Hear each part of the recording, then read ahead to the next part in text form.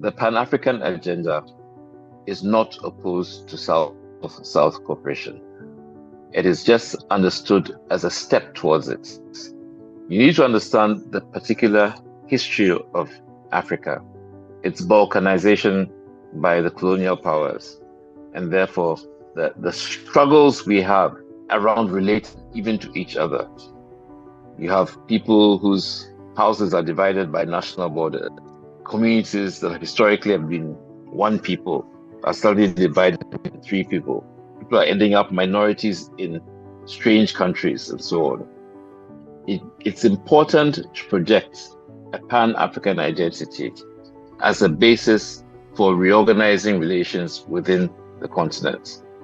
Because if you don't get that unity, then even our capacity to relate to the rest of the world, the rest of the South, is compromised.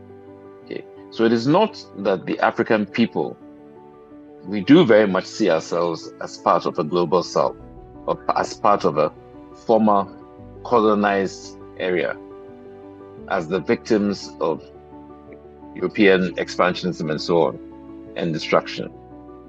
But each continent has its own particular challenges.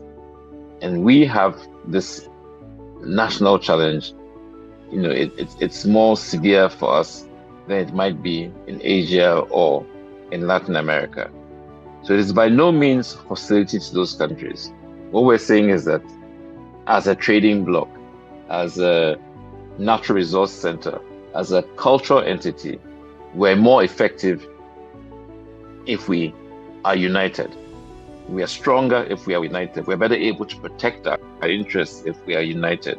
That is not to say that even as we engage in the process of uniting, we see ourselves as hostile or opposed to South-South.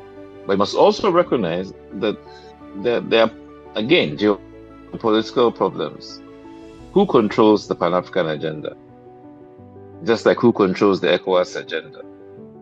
It is reactionary, neo-colonial, comprador governments. It is those countries that are sending, those governments that are sending ambassadors to Addis Ababa.